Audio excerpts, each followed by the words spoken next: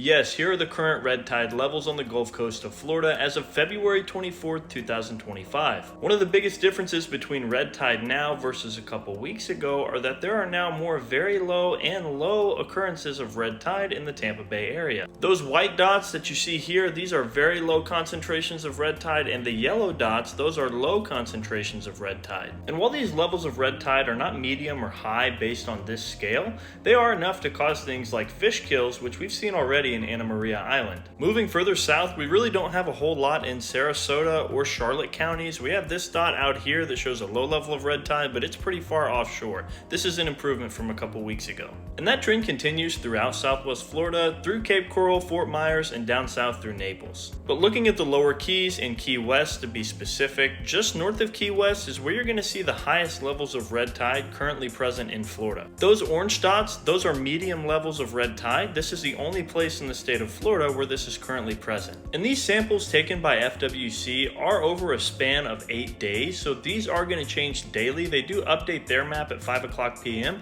but theirs was down today, so I used this one from Pinellas County.